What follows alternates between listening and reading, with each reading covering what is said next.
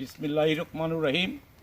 সকল প্রশংসা মহান আল্লাহ পাকের নাম স্মরণ করে আমি বশির আহমদ একটি স্বরচিত কবিতা আবৃত্তি করব। কবিতার নাম বৃক্ষের মিনতি।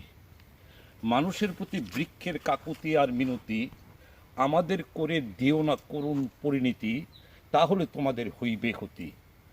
আমরা বৃক্ষ আছি বলে তোমরাও আছো, শান্তিতে নিঃশ্বাস প্রশ্বাস নিয়ে তোমরা বাঁচো।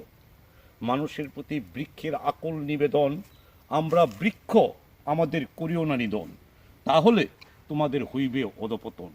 তাই মানুষের প্রতি বৃক্ষের মিনতি, যাতে বেঁচে থাকতে পারি সেজন্য করিও যতন, তবেই তোমরা মানুষ বাঁচতে পারবে বাঁচার মতন।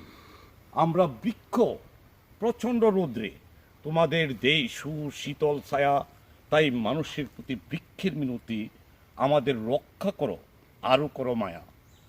বড় বড় বৃক্ষ নিধনের কারণে বাংলাদেশ থেকে বিলুপ্ত হতে যাচ্ছে শকুন, এতে করে বিনষ্ট হচ্ছে পরিবেশের গুণাগুণ। আমরা সকলেই জানি শকুন পরিবেশের জারুদার, শকুন পরিবেশের অলংকার। তাই পরিবেশের ভারসাম্য রক্ষা করতে শকুন সহ সকল প্রকার জীবজন্তু দরকার।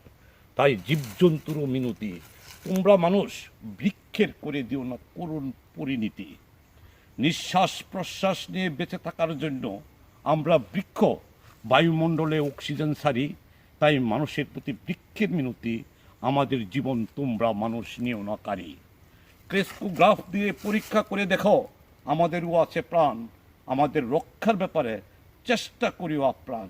তাই মানুষের প্রতি বৃক্ষে কাকুতি, তোমাদের জন্য হলেও রাখো আমাদের মিনতি, রাখো আমাদের মিনতি, রাখো আমাদের মিনতি। ধন্যবাদ সবাইকে। আসসালামু আলাইকুম।